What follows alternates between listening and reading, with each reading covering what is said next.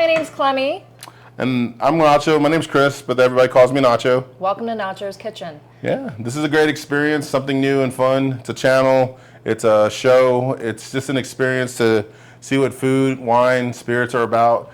And, you know, dealing with kitchens that might not have everything that you want in them. Some people want a dehydrator or a cryovac, and they think you have to get all this equipment in order to cook. I say use what you have at the house and create a beautiful meal.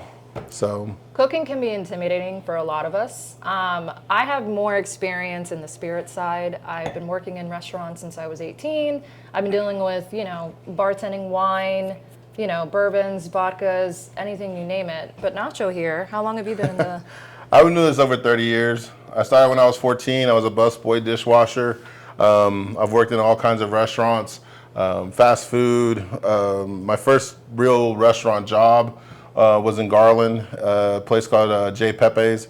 I was a busboy dishwasher, and I just fell in love with restaurants. Something about the attitude and the heat and the excitement of it all. Even at 14, I knew I really wanted to do this. And I've worked everywhere from steakhouses to wine bars, golf courses, and a lot of catering options. If it's been done in a restaurant, I've probably done it. And now I'm just in that moment where I want to give people that opportunity to feel that experience. Restaurants aren't for everybody. This is a lifestyle for sure. But the way that we can create that feeling for you, you can make that same feeling happen at home with just a couple of things at your house. So. And going back to what I was saying about, cooking can be intimidating. We all have that family member that has that recipe from memory. There's no measuring cup. They do it from a feeling, from passion, from love. And we want to share that with you in your home. How, you can prepare a meal that may seem intimidating, or, something that you never thought about it in that way before. And you could either make it for a girl's dinner, you could do it for a dinner party, or just for you and your family. And I'm really excited to see what you're doing. Definitely. Like today, we're going to be starting off with a family favorite of mine. It's chicken enchiladas. It's my mom's recipe, something that she showed me when I was a kid, and I've just adopted it. We're also doing some borracho beans, some Mexican rice. I know you love borracho beans. I do. They're so good. I can't wait. We're going to finish it off with a nice chocolate dessert. It's a little chocolate brownie with some fresh whipped cream and some sauteed strawberries. And then we always have to make that salsa. I'm going to show you my version of salsa. There's 1,000 ways to do it. I just like the way that I make mine. It's got a little smokiness to it. So just take your time, enjoy what we're doing, and we'll talk to you soon. All right, guys, this is my first go at Knacho Kitchen. Just a little backstory of what inspired this. I really like creating events. I really like creating moments where people can learn how to cook, but also learn how to be with people. The communication aspect of it is the most amazing thing to me, like watching somebody learn how to cook. And especially in a house or a place where they don't have all the equipment that like a professional kitchen might have. I really enjoy the idea of going somewhere, and if you have one pot, one pan, being able to create what we have. Also just thinking about like what kind of cutlery they have, knives, forks, what kind of seasonings they carry.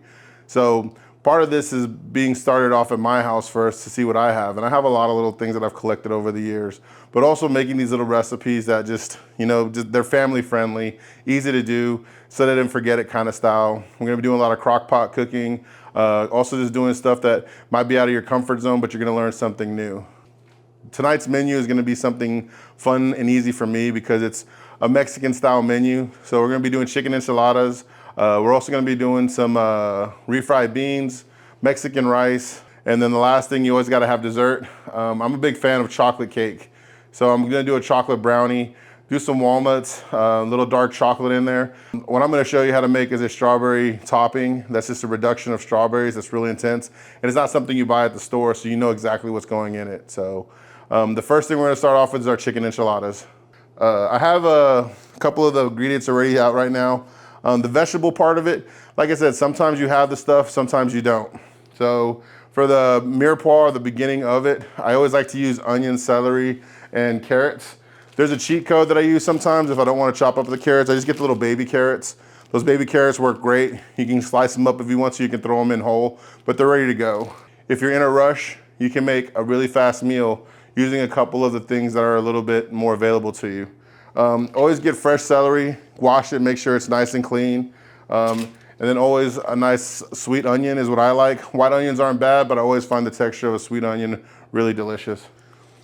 At home, gloves are optional. I was actually talking to some friends about this, of like, when should you use gloves and when shouldn't you use gloves?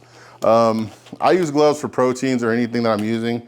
It just keeps everything sanitary. And they're not expensive anymore. They used to be, but now you can get yourself a pack of gloves. It'll cost you like 30 bucks, but they'll last you the whole year, depending on how much you cook, that is. I love to cook, so I go through a box a lot.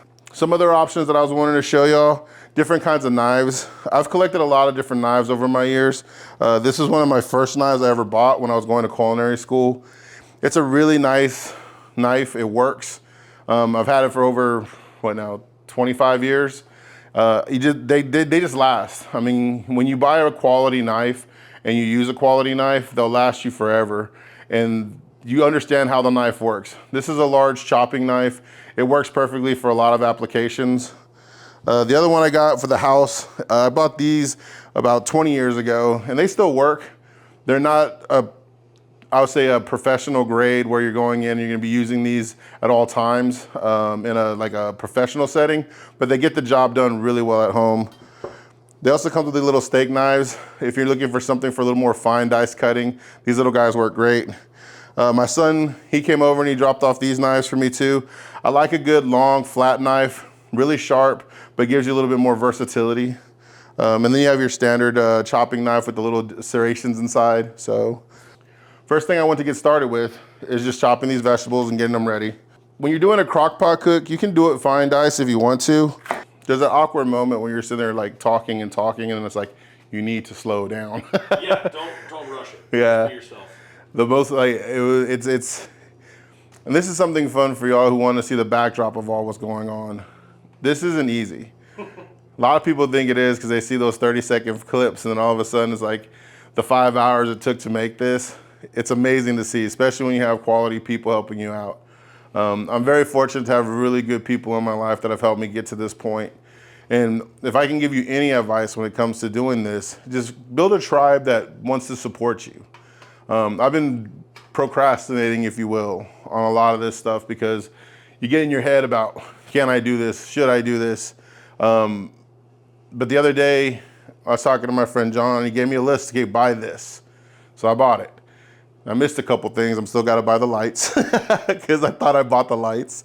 But if I can give you any inspiration on anything, cooking is my passion. I love food, I love wine, I love liquor, I love beer. I love what all of them do when you combine them together. And I really appreciate it when you have those people that can see that value in it. So if you do find something you're really passionate about, don't be afraid to take a chance. Don't be afraid to say, let me just do this. Because even if you don't succeed at it, the way you think, you're doing something you love doing. And in reality, that's the most important thing, is just doing what you love doing. Celery, back to what we were talking about when it came to making this beginning part of it.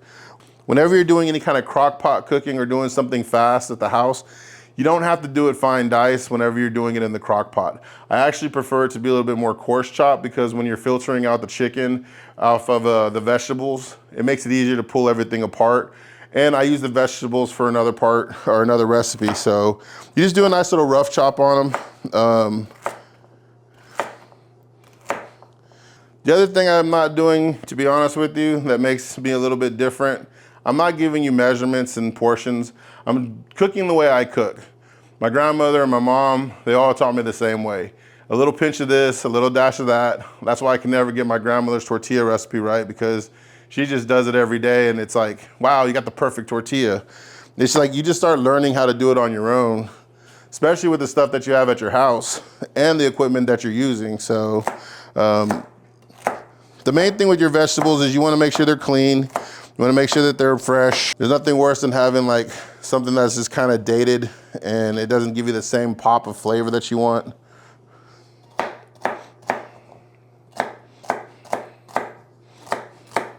Onions. Now that's one of my favorite vegetables to play with. Everybody has their own technique on how to do onions.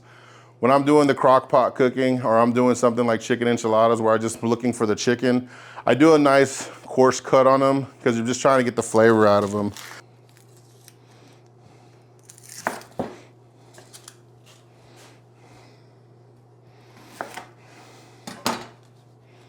The other thing I like to talk about when it comes to cooking is that cooking is an inspiration on your own. You do what makes you happy. If you want it spicy, make it spicy. If you don't like it spicy, don't. If there's anything you want to take away or add to a recipe, that's your choice. One of my favorite things to make is brownies, and when you're making brownies, I always laugh because everybody's like, oh, I followed the directions just right. And I'm like, well, then you did it wrong. You can make it your own. Everything about cooking is about making it your own. With these chicken enchiladas, this recipe was one that my mom showed me, and I modify it a little bit here and there. When I got out of culinary school, my mom and my grandmother, I cooked for them for the first time, and everybody thought it was delicious. But my grandmother told me, too much. All we need is salt and pepper. And I was like, I spent 3 days making this meal for y'all. And you know, sometimes it's just that. Just salt and pepper, and that's all you really need. So as you can see, I'm just doing these big coarse cuts.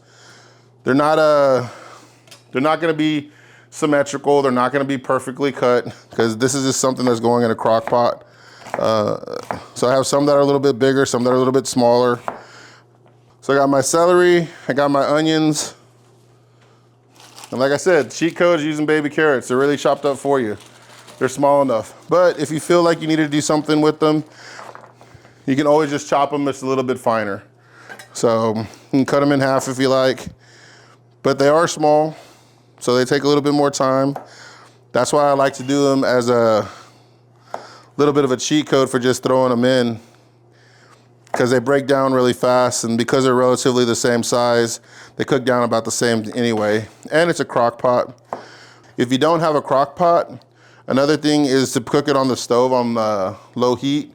So there's a different technique for doing that. The way I look at it, you want to char them off a little bit more, add a little bit of oil, get them nice caramelized down, and then you're going to add all your liquids. If you're using chicken stock, vegetable stock, veal stock, or whatever stock you have on hand. If you don't have any of those stocks, the chicken bouillon or the tomato bouillon, it's an amazing substitute that can give you a lot of flavor too. But yeah, there's just different techniques. The last thing we have is our garlic. Now, I recommend getting it already pre-peeled if you can. If you can't, there's other ways you can do it. There's a lot of videos out there that show you how to peel garlic. You can shake them, you can cut them, you can grill them. You can do a lot of different things with garlic. I personally like to get them pre-peeled, pre-cut. Then all you have to do is just smash them, especially for the crock. And it releases all those oils just like that. Now remember, we're not using this for the serving aspect of it right now. This stuff is gonna be used for a different recipe later. I'm gonna use all that extra flavor that comes off of that stock that I create from letting it cook for 8 to 10 hours. And just make it into something fun. One got away from me. And that's the basis of this whole crock pot right here. You got your vegetables, you have your garlic, onions, celery, and carrots, coarsely chopped, looking really good, easy to do. You're just gonna throw those into a crock pot. All right, so we have the beginning of the crock pot cooking for these enchiladas. Those are ready to go. We're gonna throw those in the crock pot, get that put on high. I set mine for 6 hours to start off with, and then I just let it go low simmer for a couple hours. The next thing you have is the chicken itself. I got two kinds here. First, I got our chicken thighs. I personally love chicken thighs. They're a little less expensive and they got a lot of flavor with them. That dark meat you cannot go wrong with. I also have our chicken breast. So with a chicken breast, you can't go wrong with that either. It's a lot of meat. It goes really easy. You don't have to trim it down as much. When I make chicken enchiladas, I like to do it two ways. I like to stuff it, bake it, and then I do grilled, basically chicken fajitas on top. I get those set up. So you get that little bit of that deep, rich chicken flavor on top and then that stuffed enchilada on the bottom. For our chicken breasts, main thing to do is just to clean it up. Some of y'all like to cook it just real fast. Take it right out of the package and go. And if you like that, that's perfectly fine. I like to let mine sit a little bit, come to room temperature. I also let it marinate a little bit in some spices, salt, pepper, things of that sort. But when you're cleaning up a chicken breast, what you're trying to do is get rid of those little bits right here. The best thing about cleaning up a chicken breast is you get a clean flavor. You get rid of a little bit of that fat, you get rid of that tendon, and then you know you're not gonna bite into something that's not that palatable. So With these larger chicken breasts that you get, I like to just cut them in half, slice right through the side with them. Another term for it is called butterflying it because it looks like a butterfly. But this way you can open it up and you can start seeing all the different stuff that's in there. You can start seeing the tendon that runs through the middle. You can also see if there's any fat pockets, which there's not really ever a fat pocket unless you get to the tips. Another thing you'll find on these chickens is they have a little bit of that cartilage or that bone that comes off of the breast. So you want to get rid of that part. That way you don't have that nice chewy bit that can surprise you. And for the chicken breast, that's pretty much it right there. It's pretty simple. Get rid of this little tendon right here. Now for a lot of you that don't like to cook a lot, you don't have to do this technique, but it does make for a cleaner cut. It does make for a cleaner taste. But it's up to you completely on how in depth you want to go onto a recipe. For me, I just like to make sure every bite that goes out, it tastes delicious. So I'm gonna take this one, put it to the side, and then I'm gonna show you how to do these chicken thighs. So the chicken thighs are a little bit more cumbersome. As you can see, they process them really nice for you, but they leave a lot of that fat on the outside. They do a lot of that fat on the other side, and then you get a little bit more of that sinew and that little tendon in the middle. So with chicken thighs, you can cook them the way they are. Fat is flavor, but when you're crock potting it, I like to clean them up as much as possible, just so you have a cleaner sauce. On this one, it's more of a technique of finding out what looks good for you. I've been doing this a while, so when I'm cleaning, I kind of just scrape and pull. And as you can see, as you scrape and pull, the fat just kind of falls apart and comes right off. And then when you get to that end, one clean cut, the fat's gone. Flip that thigh over, and you got that another little bit of fat, and you just pull it right there, and all of a sudden the fat's just gone. And then bam, you got the fat part cleaned. On the inside, what I'm looking for in here is just gonna be if it's got any hard spots or any of those tendons. Now this is a feeling game at this point. A lot of people want to say, how do you see it? Can you tell what it is? All I just do is I touch it, grab it, and once you feel something hard, like a little nodule, that's the part you cut off. This thigh, pretty clean up, so just put it back over here. I'm gonna do one more for you. So this one's a little bit bigger, so you got a little bit more meat on this bone, or meat on this chicken. This one's a little bit bigger, it's got a little more meat on it. You can cut off these little bits right here and just throw them back in because they're ready to go. They already have all the fat taken off of them. But again, all I do is I take the knife, I scrape down and I push, but I don't cut.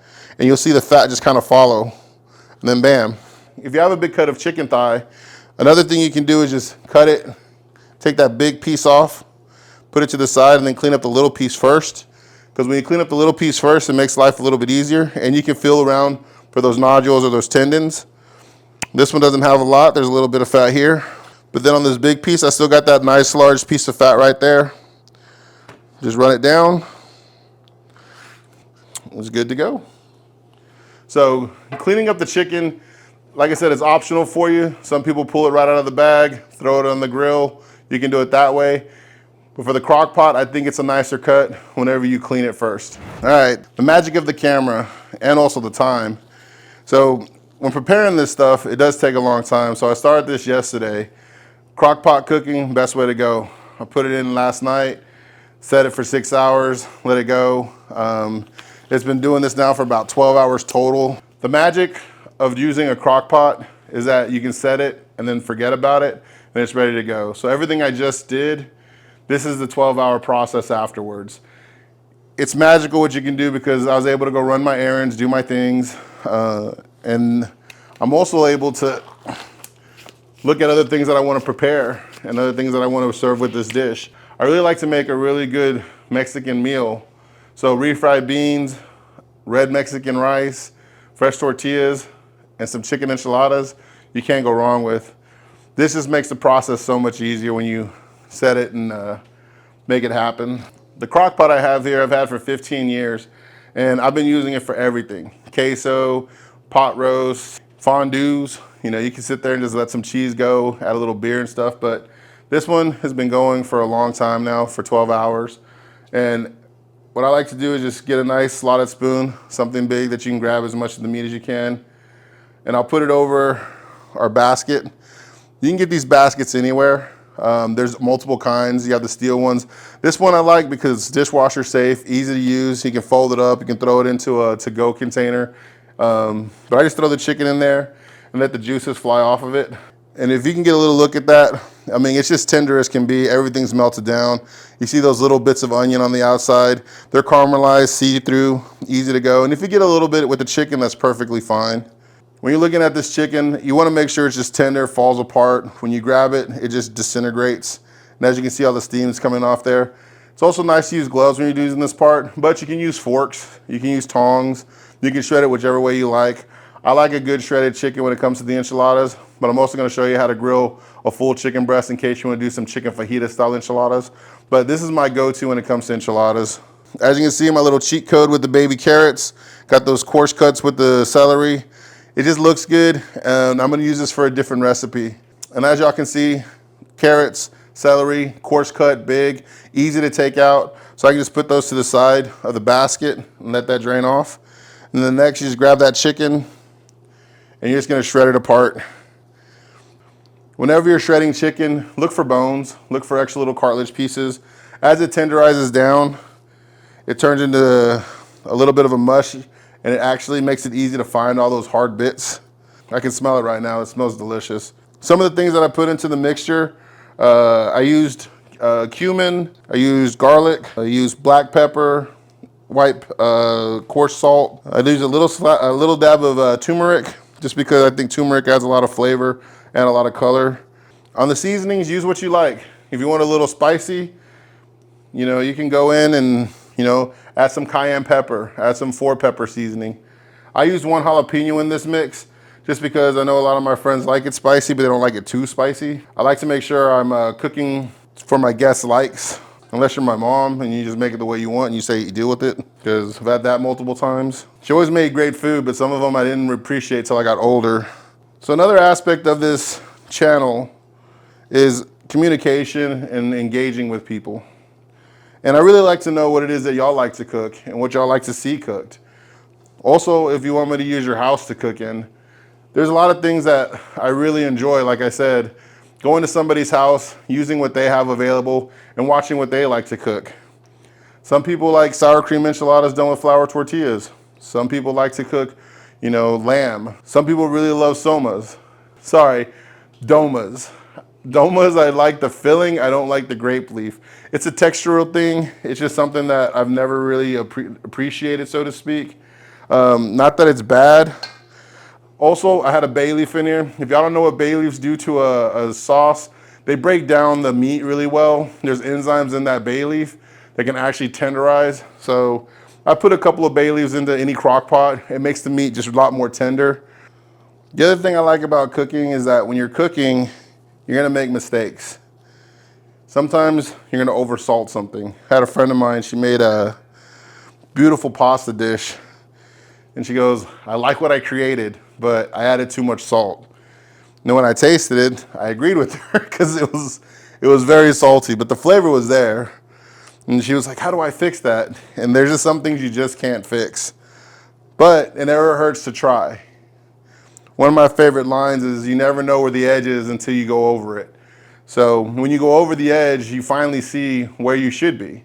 But if you never get that far, then you never know what could have been. So in this crock pot, I did about 3 pounds of chicken. It reduces down really nicely. And as you can see with the trimming of it, there's not a lot of fat on this chicken. So if you look at the chicken itself, it's pretty lean. The fat renders off and it comes to the top. What I like to do is I like to let that stock cool down. There's a couple of different techniques that we can go over. You can do an ice inside of a ladle, like a metal ladle. It'll freeze all that fat and you can pull it off that way.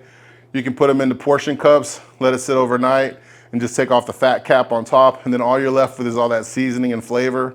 But some people love the fat, and there's nothing wrong with the fat. Fat is flavor. I'm personally gonna use this to make my red rice tonight. All that spice and all that time that was put into there makes for a beautiful Mexican style rice. I also saved some of the sauce to put on the enchiladas, and you'll see this when I put this together. I like to put my enchiladas dry when I bake them. Gives them a little bit more of a crispness, especially when you have that cheese on top. And I don't know about you, but I love a good cheese skirt. I like something that's a little crispy. It's got that nice flavor to it, because when you add the sauce, it kind of softens it out a little bit. So you're gonna get a little bit of that chicken on top. It's beautiful stuff for the enchiladas. So I'm gonna continue dicing this chicken up, then I'm gonna drain this sauce off, and I'll show you what I do with the vegetables later. All right, guys, so now we're gonna go with the shell of the enchilada. We're gonna do the corn tortilla. It's gonna be a deep fried corn tortilla. Adds a little pliability to it. Some people like to use flour tortillas. Perfectly fine if you do. It's not my preference, but whatever you like is what you like. The corn tortilla I use, you can go to any grocery store and get it. They're in their aisles. They have a bunch of different brands. If you can find the ones, I like the Michoacana or the Rancho. They have a little bit more flavor in my opinion, but these work just fine because we already flavored all that chicken up and we're gonna be baking them and making them really nice. Something I was talking about with John just a second ago was doing this as a job or doing this because it's passionate. I love being in restaurants and I love cooking for people. I love managing restaurants. I like creating events. And this is something that's a really big passion for me. And if y'all can find that passion yourself, I think that's amazing. Food is just outstanding. For me, every flavor that comes off of it, from spicy to sweet, to something I never knew I was gonna like, or revisiting something that I thought I didn't like. I didn't like onions for the longest time, and you can ask anybody that. But now, I'm starting to get there. I love them mixed in. I still can't do a big red onion on a burger. I know that's some people's favorite thing in the world, but it's just not for me. But the shell for the enchilada, if you don't have aluminum foil, just using a regular baking pan is perfectly fine. I saw this technique the other day and it worked great. So if you grab the aluminum foil, makes the cleanup so much easier. Plus when you're trying to store it, you just wrap that foil over the leftovers and you're good to go. But when you want to make it to where it gets inside those crevices, turn your pan upside down, put that foil right on top and mold it to your pan. I wish somebody had showed me this technique when I was younger because there's many a day where I'm like trying to get into the corners and make it nice and perfect, especially if you're baking and doing like brownies or cakes or something else. But now I have that form of the pan. I just pull it right up and it goes right in. Well, sort of goes right in. But I get all those crevices already filled out. Once you get it in, this just makes the cleanup a lot easier. And this is where I stage my tortillas after I get them fried. I like to put them on something with a little bit of an elevation, just so that oil can drip off. When starting your shells for your enchiladas, it's good to count out how many you're gonna have. Typically for enchilada tray, that's a standard. This is a 8x16. You're gonna get about 30 shells into it if you squeeze them really tightly. If you want more filling in them, you probably get around 20 because they're not a little bit thicker. So I like to count out how many I have just because you're not reaching into there. The best part about this part is that if you make too many tortillas, you just save them for later or make them into something else. The hardest part is when you turn off the oil and then you don't have enough tortillas, then you have to go do it all over again because it's not sitting in the pan just right. Everything's unraveling. So it's good to have enough tortillas to start off with. On the pan that I like to use, I don't like to use a giant pan because it's a lot of oil. What I like to use is just something that has a couple edges that you can put inside and you can pull the tortilla out really easily. This is a nice 8x8 square. You can use an 8-inch. It gives you just enough surface area so you can fry the tortilla and you're also not using up a lot of product. So on this, I just like to make sure I'm filling it up, not to the brim, but maybe just enough to where the tortilla is submerged completely. If you need to add more oil later, you can definitely add more oil later. Remember, at the end of this, you still gotta clean up, so you don't wanna just be throwing away all that extra product that you have. Now, typically you're gonna be doing this over your stove. I like to camp a lot as well, so I have these extra portable burners. This is a great thing to do outside too, because some people don't really like the smell of that burnt oil or that frying. If you don't have a big exhaust fan in the house. I'm not turning mine on because then y'all won't be able to hear me. But this is something you could do outside if you do have a patio or if you have a table that you can do. What we're waiting for is just the oil to get a little hot. How many of y'all know how to know when the oil's hot? When you look at the oil and it starts to get those little bubbles, that's when you know it's hot. The other technique you can do is just grab the tip of your tortilla, dip it in, and when it starts to bubble, you know it's the right temperature. You don't want it too hot because if you get it too hot, the tortillas become crispy. And what you're trying to do is just make them pliable so that you can roll them. You want to take your time, make sure that the oil is nice and warm, but not too hot. So while the oil is getting hot, what kind of food do y'all like to cook? What kind of food inspires y'all? What kind of food do y'all like to make? because I like to create things that people like. And I also like to learn new techniques on things that I've never done before. I can tell you my first meal I ever cooked when I was in culinary school was potatoes dauphinoise, split pea soup, rack of lamb, strawberry shortcake with the mussels appetizer. Now, I was 18 at the time, and it was one of those meals that when I got done with my mock service, my instructor slash chef, he was like, "You're gonna do a great job." And I was like, "I'm never doing this again." I was like, I love cooking, but at the time my mind was just running too fast and I couldn't understand the concept of consistency that way. You know, I really respect chefs that can create the same product over and over again at a high level, because it takes a lot to create a meal that people love and they can expect to get it every single time.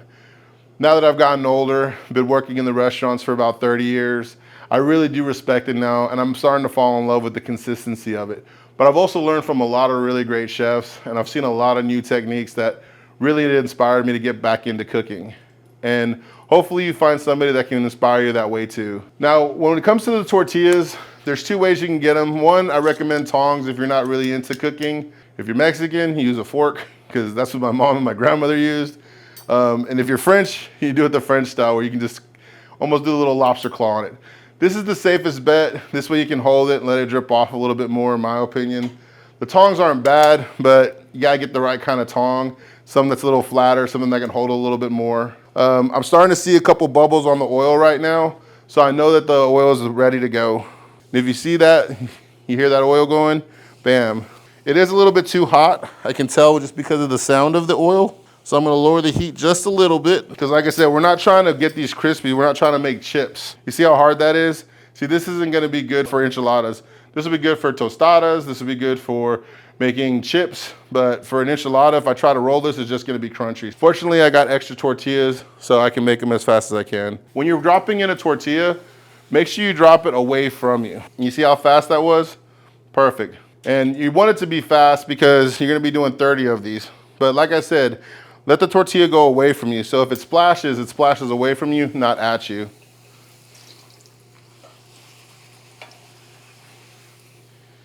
And like I said, just like that, really fast. You're not trying to bake them and cook them to where they're really crispy, like I said.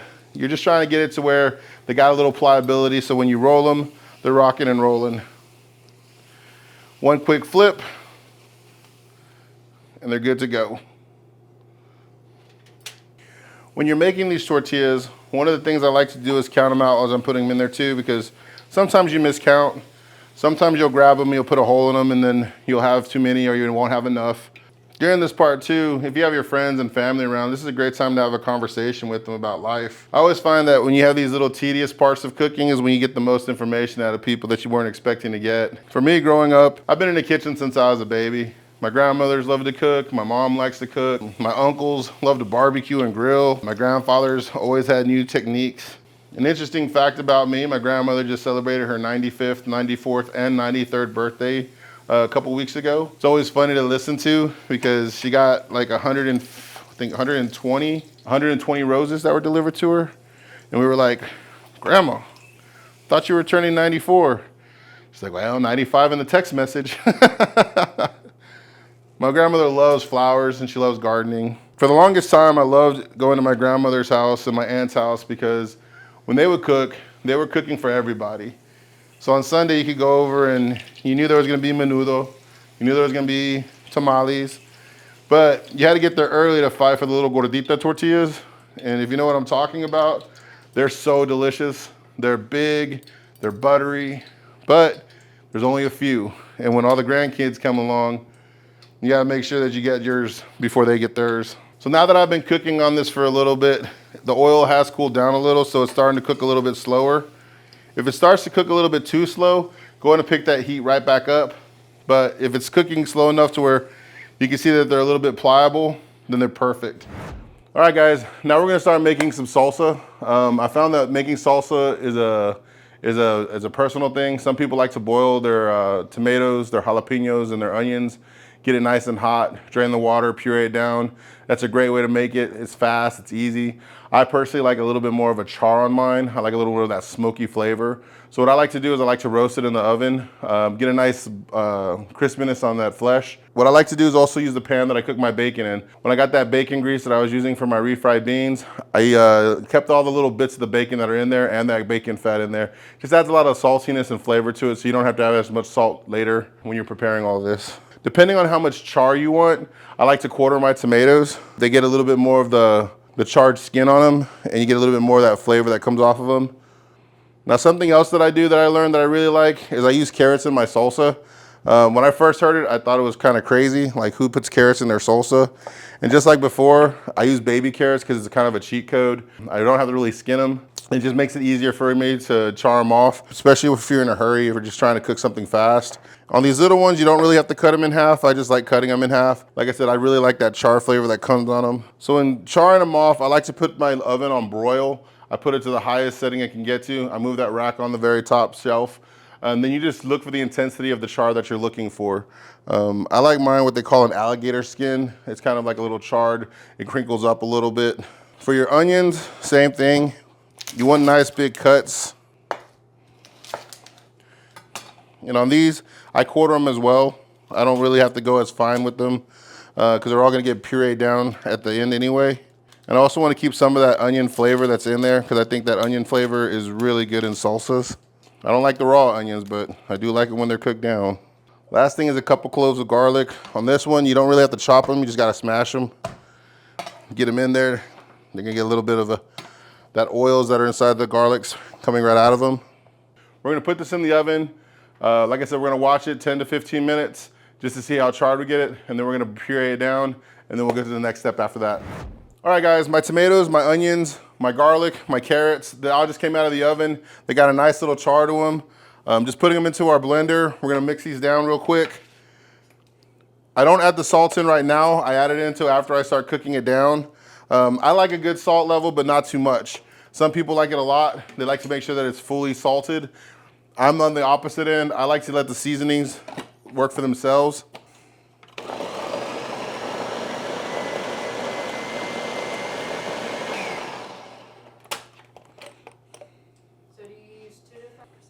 So for that, I like to make sure that I'm doing it on a light speed first because I just don't want it to go everywhere. Plus I'm filling it in.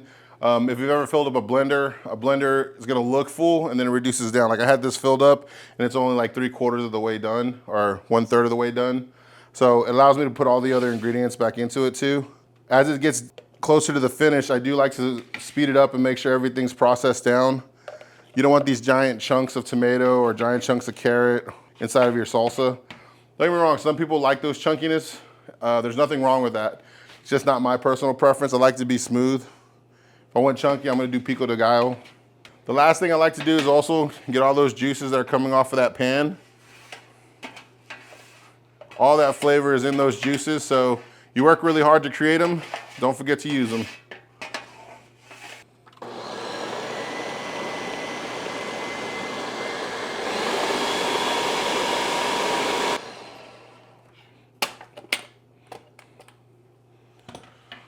So now that this has been done being processed, we're just gonna put it into a hot skillet and we're gonna let it reduce down.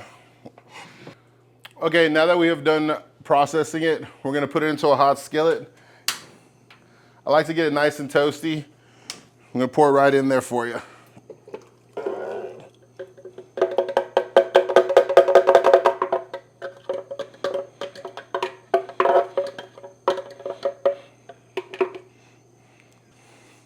Okay, we'll put it into a hot pan. We're gonna stir it around a bit, just make sure it's there. You wanna get it to where it's nice and bubbly and then you want it to slowly reduce down.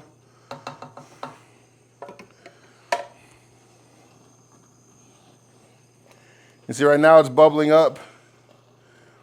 Be careful at this point because it's like anything, it gets a nice little thickness on the top, it starts bubbling and then it starts popping. You just want it to simmer down. So this is gonna simmer for about probably 20 minutes, just reducing down. You can have it right now the way it is and it's perfectly fine. It's a good salsa, but I like to reduce it down and it gives it more intensity. It allows all those flavors to mix and combine combined together. All right, so now I'm reducing it down. The way I like to test my salsa, you can use a spoon, it's perfectly fine, but I like to actually use a chip. Some of your chips are a little saltier than others. And there's nothing worse than having an over salted salsa. So I just get a little taste of it.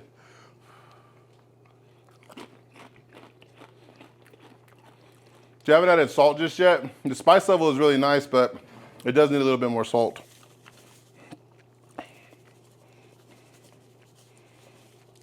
Now that looks like a lot. For me, that's a whole lot, but in reality, that's not a lot. We're still gonna let this simmer down for about 5 to 10 more minutes, and then this should be ready to go. So just to recap on what I did with my salsa, I chopped up those vegetables. I kept them on that baking sheet with the bacon grease on it to give it a nice flavor. I put in some carrots, garlic, tomatoes, onions, and jalapenos. I roasted them down to a nice black char.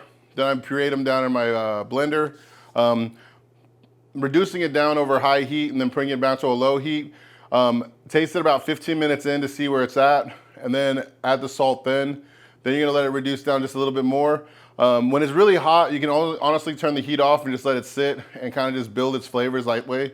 If you've ever made any salsas or stocks or stews, you always know that tamale tastes so much better. The reason why is because all those ingredients get to combine together and break down together. So I personally like my salsa the next day, but it's ready to go right now. So y'all enjoy that. All right, guys, so when you're cooking a meal for people, you have to think about your timing and what you're doing. You're not gonna be making it the way that I'm showing you right here online, because this is all segmented over a couple of hours. So you have to be mindful about doing stuff in certain time periods. Normally I have bacon grease waiting for me for my refried beans, but I don't have that today. So what's the next best thing? You go buy fresh bacon and you just make it happen. A lot of people ask, how do you make bacon? I personally like to bake it. It keeps it consistent. You get the nice crisp level you want. Sometimes you like it chewy. Sometimes you like it a little more crisp. The other thing I like to do is get one of these liners. These neoprene liners can go up to 450 degrees comfortably. They're great for baking. They're great for everything, to be honest with you. But for bacon, they don't stick to it. You keep most of your bacon and it just makes a better product. So I like to make sure that they're separated just far enough, but not too close. You don't want them to overlap. People say just use the amount of bacon you're gonna use. I use it all because why? I'm gonna eat all the bacon, I promise you. Now, if it doesn't fit on one cookie sheet, just put it on another one. I also like using aluminum foil as well. Keeps the cleanup a little bit better. The only difference between using the aluminum foil with bacon is that if you're trying to save that grease, you might not want to use the aluminum foil because you can get all those little crispy bits that have all that flavor for when you dump it out later and use it for what you're gonna use it. Remember, use 2 gloves. I always try to do it with 1, and I always make a mistake when I do it, so. Now, the thick cut bacon is the best bacon in my opinion. The thin cut bacon, you can't go wrong with. If you want to put it like to crumble up, maybe do it on a baked potato, put it for a salad, or use it in a mixture. But thick cut bacon, only the way to go. The only way to go. While we were doing this, I was talking with John just a second ago about why do I fry the tortillas for my enchiladas. Some of y'all might have tried doing them at home without frying them. Nothing wrong with that, but you do find that they break a lot easier because they're cold, they're hard. When you fry them, it allows a little more elasticity with them, so you get a more constant product with them. Plus, when you bake them in the oven, it crisps them up, so you get that nice little crispiness to the outside. And then when you add that sauce on the end, it gives you a nice little texture. Now remember to have your oven preheated. You're gonna let it go. When you're cooking the bacon, remember you wanna keep that bacon fat. What I'm using that bacon fat for is my refried beans. You can use oil. There's nothing wrong with it if you don't wanna do bacon fat. I just find that bacon fat has flavor. It's delicious. It has that little saltiness to it, so you don't have to add any more salt to it. And then if you're lucky, you get this little piece right here. I don't know if you see it. If you're lucky, you get this little piece right here, and it's just all that meat from that pork belly that's just sitting on the end. This is the part that I call is golden. Like, this is the things that I want. Like, if I'm having bacon and eggs, if I'm making a breakfast burrito, if I'm putting this on a burger, I love that good fattiness, right, or that good meatiness right there. If I want something for my burger, if I want something for breakfast, that good meatiness is what I'm looking for. I want that nice fatness around it, but you see how thick cut that is? It's gonna be nice and crisp. It's gonna be very delicious. Do you see how nice and thick that is? That's all meat, so I like to put that on top of a piece of fat area. That way it can absorb and cook down pretty good. I'm gonna rack this up on another rack. I'm gonna put this in the oven. We're gonna cook it 350 until it gets to the texture I like. I like it a little bit crispier. Some of y'all like it a little less, so just depends on what your oven does. Every oven's a little different, you know. Now we're gonna get to the enchilada part, putting it all together. Everybody has their own techniques on what they like to do with them. I learned this from my mom. I use 2 different cheeses for making my enchiladas. I use an American cheese on the inside and then a shredded cheese on the outside. If you're gonna shred your cheese, I highly recommend getting a block of cheese and shredding it yourself. Main reason why is when you get shredded cheese in the bag, they coat it with a little bit of that cornstarch, keeps it from clumping together, but it doesn't get it as cheesy. It doesn't make it as pooly is the best way I can do. You know what I'm talking about, that cheese pool. This kind of takes it away. So I like to get a good block of cheese, shred it myself to get that consistency I want. It takes a little bit extra time, but you also get more bang for your buck when you buy a big block of cheese versus buying a bag of shredded cheese. Nothing wrong with the shredded cheese, like I said, but if you want a little bit more of that flavor, go with that block cheese. So now my tortillas have chilled down. They're pliable. I'm just gonna put them to the side to use my pan to create my enchiladas. Again, on this part, it's up to you on how many you make and how big you make them. Some people like a lot of cheese, little chicken. Some people like a lot of chicken, little cheese. Some people don't like cheese at all. So it's just whatever you want to make with them. I like to do a nice ratio. I use half a slice of American cheese, and then I put it into the tortilla with half of a handful of chicken. When I'm making these enchiladas, I like to go across this way, and then I go up and down, and it leaves a little pocket on the top. That way I can add a little bit more sauce, chicken, and cheese in there. Usually like a little filling on it that you can put on top of everything. The best way to make them, if you like them really cheesy, use a whole thing of American cheese. If you like it just lightly cheesy and you want to save a little money, do a half cheese. Here, you're just gonna grab a little bit of that chicken, make sure it's crumbled up. You're gonna fill it up so you have a nice looking tortilla.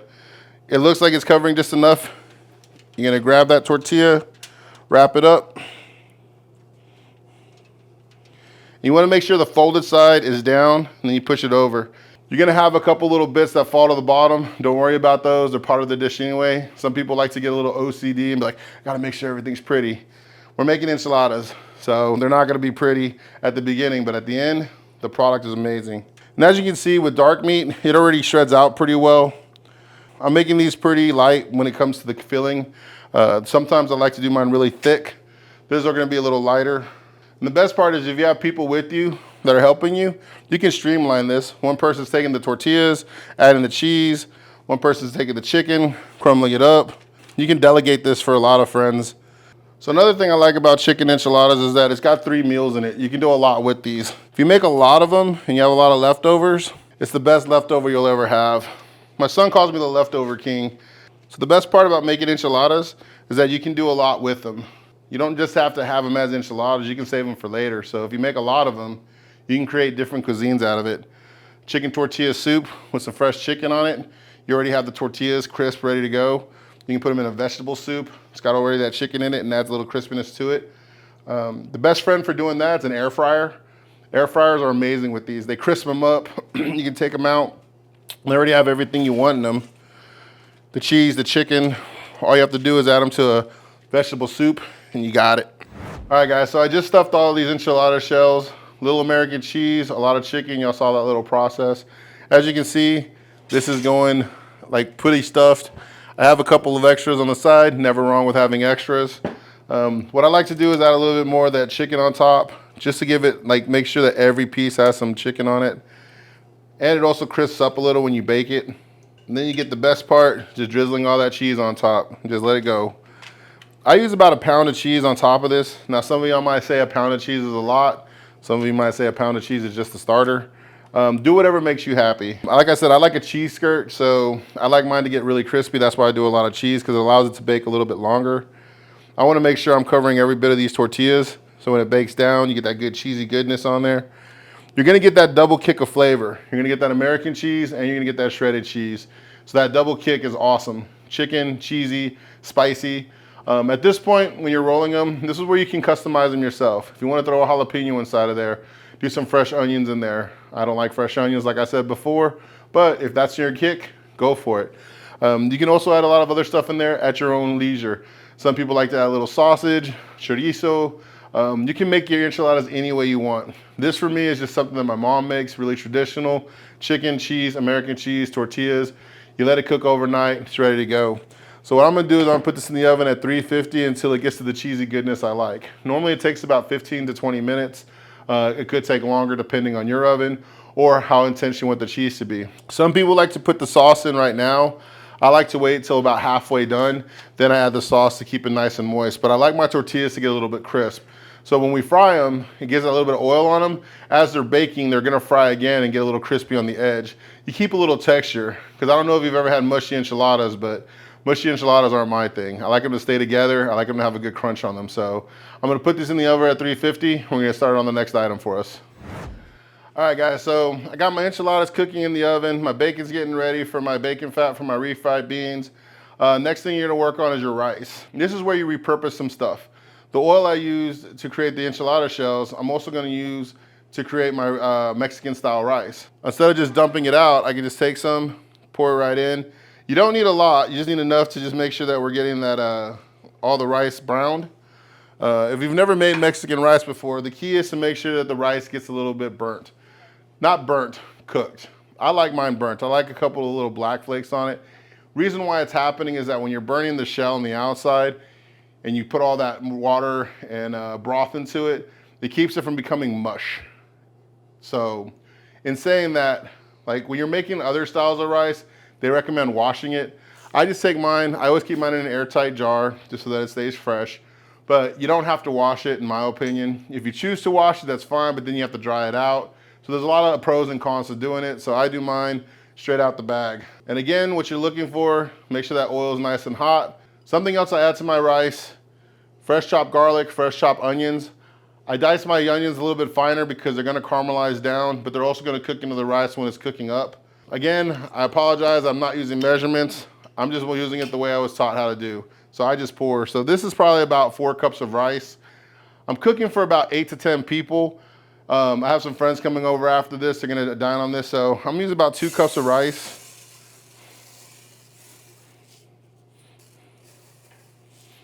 I'm gonna let that brown up. I have some water on the side just to add into the filler. But what I also have is that stock I made when I was doing the chicken for the enchiladas. Now that stock, I've removed all the vegetables, but it has all that seasoning flavor, the bay leaves. So it's already pre-seasoned. So if you don't have this, you might want to season it up with some garlic, cumin, pepper, lemon pepper. You can do some paprika if you like. There's just a lot of different things you can add to it. I like to keep mine simple. I use tomato sauce. I also add in those garlics and those onions. And then you just stir it around, just make sure everything's coated in that oil. And if you like cooking, there's no other better sound than that sound of the sizzle. Something about sizzling anything, steaks, vegetables, mushrooms. If something's cooking down and rendering its flavor into it, it just tastes amazing. So we're gonna let that sit for a little bit. It's gonna brown up, we're gonna keep stirring it. So what I have, I got tomato sauce, about 1.5 cups of regular water, and then I have 3 cups of our stock that I created with our chicken. That, like I said, has all the seasoning in it. What you're wanting to get is a 2-to-1 ratio in making rice. You want 1 part rice to 2 parts fluid. So if it's a chicken stock, vegetable stock, or whatever kind of stock you're using, that's the best way to get it. Something I've learned too is if you're making this ahead of time, after this is all said and done, spread it out on a cookie sheet and let it chill down. If you leave it in the pan, it gets sticky. But if you spread it out and let it kind of dry out a little bit, it stays a little bit more crumbly. I like to do mine a little al dente so that it needs a little bit more time to cook when I'm ready to serve. Because I can just throw it back in a pan, get it all heated back up, and you got a good meal ready to go. Another thing some people like to put into here are bell peppers.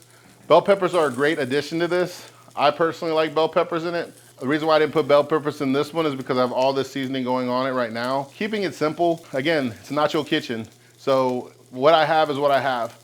I don't have the bell peppers on me at the present moment, so I'm using what I have. But you can still get a lot of flavor from your spice cabinet. So any spices you have that you want to try out, feel free to do so. I can smell it now. The onions are breaking down. And this is one of those ones that you can cook ahead of time too. So if you're looking to do like a dinner with somebody, or you're creating a meal for a family or friends, you can make a big batch of rice.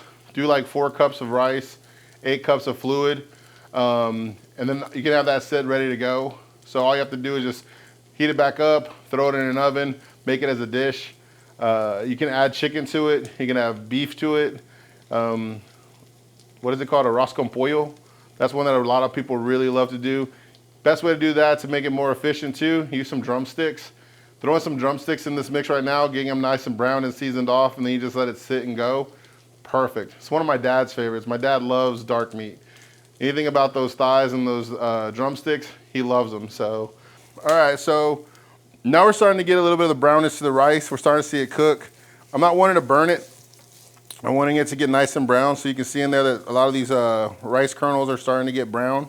What I'm trying not to have is these solid white pieces, so you gotta watch it a little bit at this point. Stir it in, make sure it's nice and put together. Now there's a lot of people that like to talk about when do you put vegetables in to cook.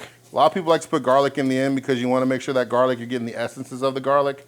I'm not trying to make this into an Italian dish, so I put the garlic in first just to kind of render it down. Plus there's a lot of garlic that's in our broth, but I do want it to break down. I want it to get a little bit smoky, if you will.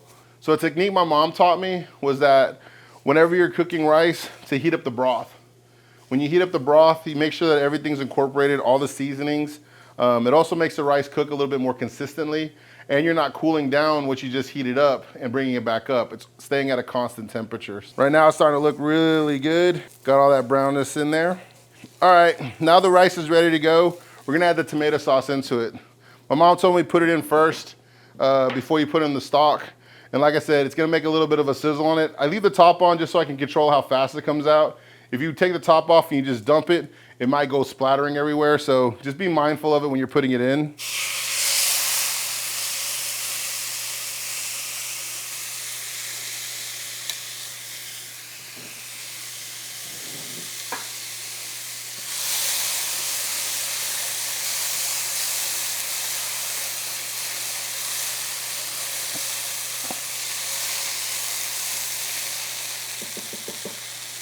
I make sure I get all of the tomato sauce out there, so I add a little water to the can, swirl it around, give it a little swirl again.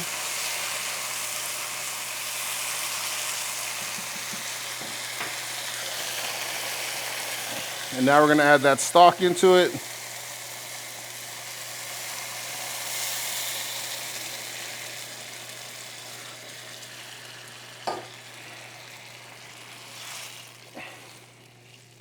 Now when you add the stock, you want to make sure you swirl the rice around and you make sure it all gets covered with the stock. Sometimes the rice will get stuck to the bottom where you've been crisping it up. So you want to make sure it's all incorporated. Now what I like to do with the rice, I like to let it get to a boil and then I reduce it down to a simmer until all the liquid is reduced off. I don't like to play with it a lot. I like to let it just sit and simmer. I do stir it a couple times, maybe twice at most, just to make sure that everything's moving and you're not burning the bottom of your rice. So we'll check back on this about 10 to 15 minutes. All right guys, so rice is cooking, enchiladas are almost done. Last thing I like to do is our refried beans. The refried bean can be made multiple ways. You can use any kind of oil you like. If you want to use canola, olive oil. Like I said, I like bacon grease. I think bacon grease adds a lot of salt, flavor. That's what I was cooking earlier. And this part of the night, whenever you're about to start plating and getting everything prepared, just think about the steps that you're doing to create the meal and what you need at it. The reason why I do the beans last, it's the easiest one to make. While the rice is cooking and reducing down, this is gonna take about 15 to 20 minutes. This is probably gonna take about 10 minutes to cook itself. First we're gonna do is put that bacon grease into a deep pan. When you're making refried beans, I highly recommend doing it in a deep pan. The main reason why is because you're gonna start frying it up and making it hot, and you don't want it splattering everywhere. Some people like to use a shallow pan, perfectly fine if that's all you have. I personally like a deeper pan. The beans we have, we cooked them overnight. So it's one of those ones where I'll go through a video on showing you how to make beans the way I make them. You can do a lot of things with beans. Pinto beans aren't just water and salt and that's it. You can add bacon, brown sugar. There's a lot of different ways that you can make a nice bean. Some people like those borracho beans, add a little jalapeno and onions to it. And that's basically what I'm doing with these a little bit. I'm kind of stepping them up a little. All right guys, now we're gonna be making the refried beans. I got my rice simmering down just a little bit. Got my enchiladas in the oven. The beans are the last thing I cook because they're the easiest ones to make. What I like about beans, especially when you're doing refried beans, is you can make them your own. I personally like to use onions, garlic, and cilantro. It's just a really good flavor with them. The beans have been cooking overnight. I put a little bacon inside of them whenever I was cooking them overnight, so they have a little bit more of that bacon flavor to them. You can save these beans to make borracho beans, but I like to smash them up when I'm doing enchiladas because I like refried beans with Mexican rice and my enchiladas. I'm gonna start cooking up the bacon grease. I'm gonna do a fine chop on the onion because you don't wanna have a big pieces of onion on there.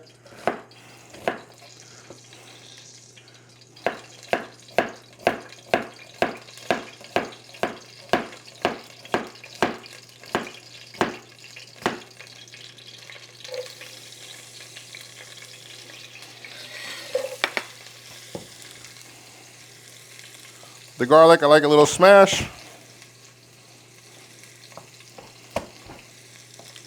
And then I like to do just a little coarse chop on them.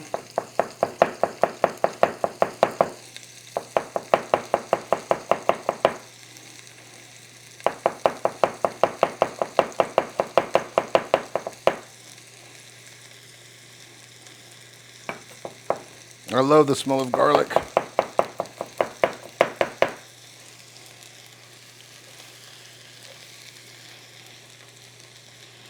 Now this dish cooks up pretty fast. The bacon's already cooked off. On the cilantro, I don't like to use a lot, just enough to give it flavor. So I just cut a little bit of the tips.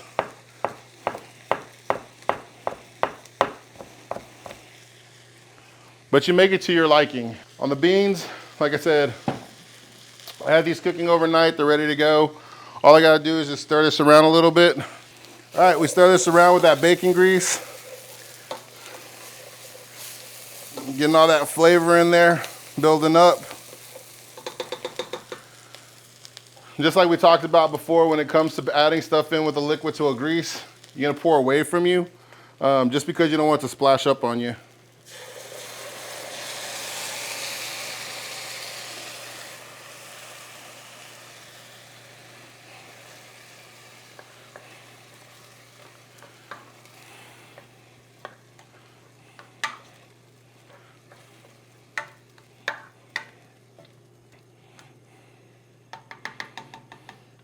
Now, if you dice your onions really fine, you don't have to cook them as long because you're not really trying to char them. You're not really trying to caramelize them. You just want to get a little bit of that bitterness off of them. So at that end, you can just add a little bit of that cilantro. You let that simmer, and then it's going to break down. And then once it starts to break down, we're going to start smashing it up. So right now, my rice is looking good. I can see that it's sitting pretty well. It's probably got another 5 minutes. When you stir it around, you can feel the coarseness of the rice. So we're just gonna let this simmer, and then in a little bit, I'll get the enchiladas out, and we'll start plating everything up after I smash the beans down. Okay, so sometimes when you're cooking dinner, things happen, and you gotta change what you're making. So I've been dead set on doing refried beans this whole time. But the more I look at it, they're looking better as borracho beans. If you have the ingredients, you can switch in just a second. So instead of smashing these down, I already have all the flavor in there. Onions, garlic. The best way to make a good borracho bean though, is add a little bit of beer, a little cayenne pepper, just a little bit, salt and pepper. I like using kosher salt, fresh cracked pepper.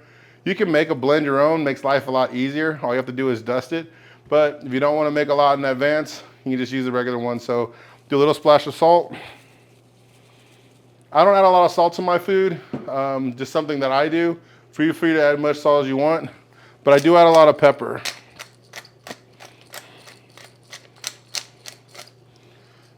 And then I use just a little bit of the cayenne. It goes a long way, so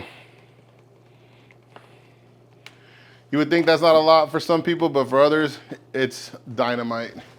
And the last thing you add, just a little bit of beer. You let that reduce down.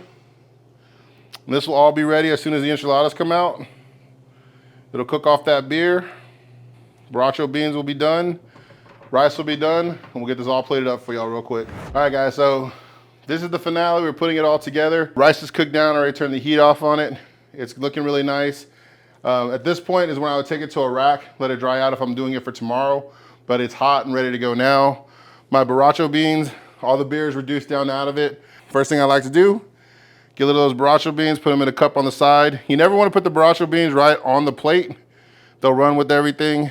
Get a nice little cup of the borracho beans. A little scoop of that Mexican rice. Put that right to the side. Our enchiladas.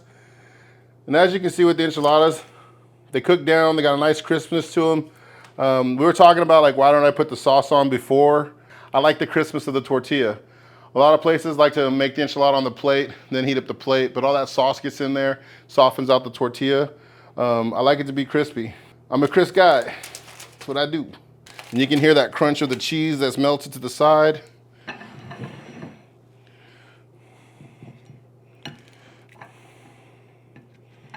Slide that in. And then the sauce, you can doctor this up how you want. This is the filling from the inside of the enchiladas. After it's done, I add the stock back in, I reduce it down. At this point, you can make it thicker if you like. Add some more tomato sauce, fresh vegetables, whatever you like. I just like to let it cook down, get a little warm. Not too much because you still want that crispness to it, but you put that chicken on top so that every bite gets a little bit. Perfect. All right, guys, now we're gonna make the end of the meal. We're gonna do our brownies. Brownies are a subjective thing. Some people like Ghirardelli, some people like Hershey's, some people like Godiva. So whatever chocolate brownie mix you use, or if you like to make them fresh from scratch, go right for it. Baking to me is a science. It's not so much cooking because I love to cook and I love to grill. I don't mind baking, but it's so precise that sometimes I make crackers when I'm trying to make bread. Sometimes I make brownies when I'm trying to make cakes. So it's like you choose whatever you want to go, whatever route you want to go with. So I'm using a Hershey's box mix, and the Hershey's box mix comes really simple. Little water, oil, and eggs. But like any of these box recipes, they're just meant as a starter. So please create whatever you like to create with it. You can add a lot of different things in there. Dark chocolate, semi-sweet chocolate, milk chocolate. You can do all different kinds of nuts in there, pecans, walnuts. I've seen almonds. You can also add some fresh fruits in there. I've done it with some cherries. I've done it with fresh strawberries. So make it your own. So if there's something that you really like, go for it. And if it's kind of weird to you, put a banana in it. Some people like putting bananas in everything. I don't mind chocolate bananas personally. So that's just your choice on making the brownies. First, like I said, we got our mixing bowl. Another thing, like if you don't have a mixer, some people feel like I can't do it without a mixer. A big fork or a regular fork works. That works really easy. The mixers are definitely the easiest way to go about it. You get it done really fast, but you can do it with the fork. But I always highly recommend getting one of these spatulas. These things, heat resistant, they're very flexible, but when you're trying to get every little bit of that chocolate off the side of the bowl, this is definitely a lifesaver, because if you try using that fork, you're gonna be there for hours. This thing, you can just scrape, scrape, scrape, and you got everything you need. First thing I like to do is put the eggs in right in the middle.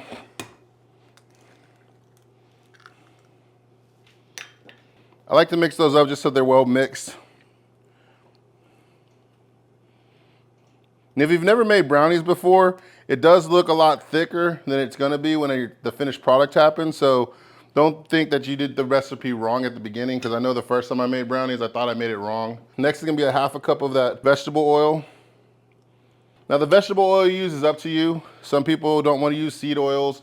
Some people like to use avocados, pecan oil, olive oil. It's all gonna create a different flavor profile for you, so just find out what you like. I normally don't use olive oil in my baking just because it's a very overpowering oil. The vegetable oil is really nice for just kind of blending in. But again, use whatever oil you prefer.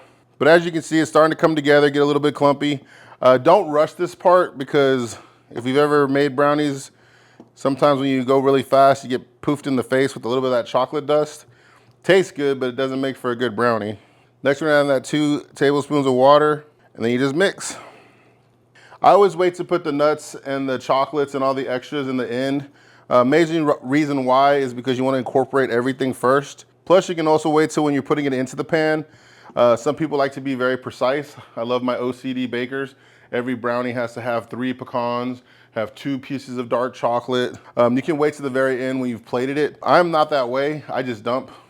The batter's coming together really nicely. I like to wait till the end to pour in all the other ingredients, like the dark chocolate bits, the walnuts, or any of the fruit that we had talked about. The reason why is because when you're pouring it in, you wanna make sure you're not overdoing it. I personally, I know how much I like nuts, so I just pour as much as I can. So if you can see in here, we're getting it all put together, but on the sides, you can see a little bit of those dark patches that don't get mixed in completely. That's when I go in with my spatula and I just scrape those sides off. And as you can see, it just grabs everything off the side of that bowl and puts it right in there.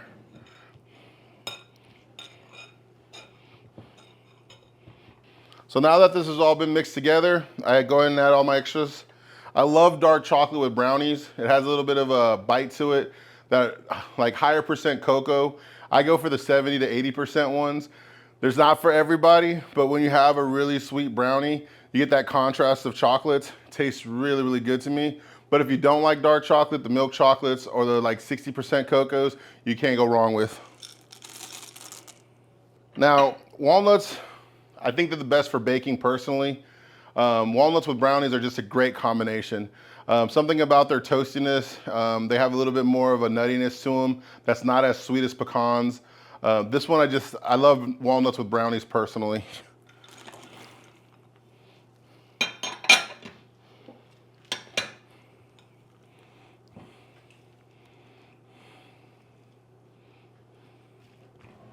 So at this point, you're just gonna be folding it in, making sure it's mixed together really well. As you can see, I have a lot of nuts in my brownie, so this one's not gonna be as traditional of a brownie.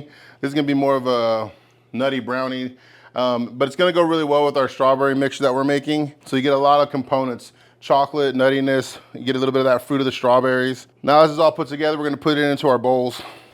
All right, so we got the mixture already mixed. I already have my cast irons buttered down, ready to go to get poured. I did bring out some other options. I have a 9x13 pan you can do. We also have our muffin pans that you can use. These are really good for kids or if you're going to a party and you want to have them individually made. I personally like the cast iron just because I serve them right in the cast iron. Looks good. You don't have to do as much cleanup. And then when you put the sauce in, it contains everything for you. So we're going to go with that one with the cast iron. Like I said, I'm not a baker, so I go in and I just roughneck it. So I use my spatula, I fill it in. I don't go all the way to the top. I think a lot of people like to take it and take it all the way to the top, but you also got to remember that it's baking. It's gonna rise a little bit. And you don't want to have this thing muffin topping because it's good, but it makes it hard to serve out and presentation isn't as good.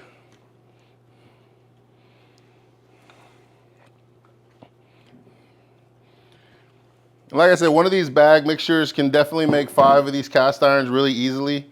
If you want to make them a little bit crispier, put a little less into the cast irons.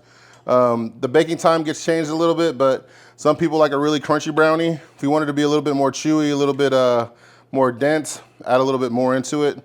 I personally just, like I said, go halfway through the pan, and that gets you that nice consistency you're looking for.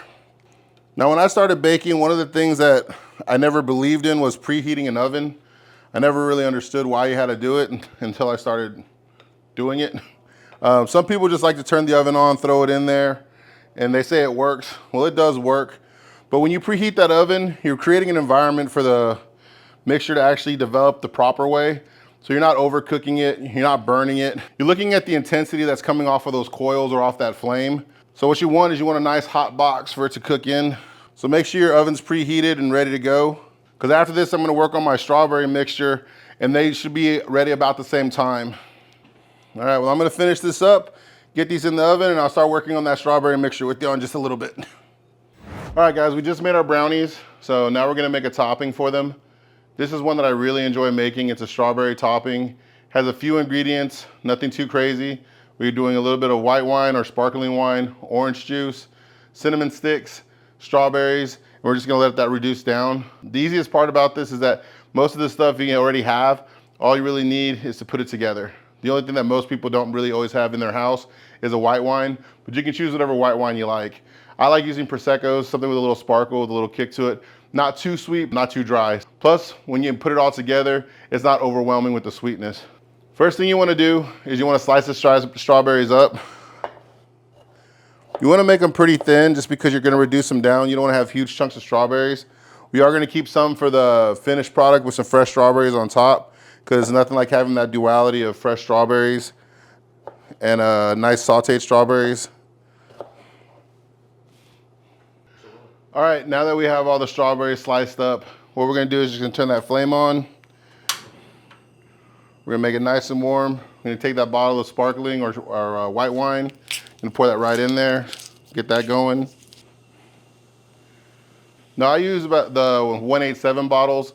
You're looking at about a cup of sparkling wine. You can add as much as you want on how intense you want the flavor of the wine to be. This reduces down really nicely with the sugar. I'm gonna add all those strawberries in. Do about a half a cup of orange juice. Adds a little brightness and acidity to it. And then I do about half a cup of sugar.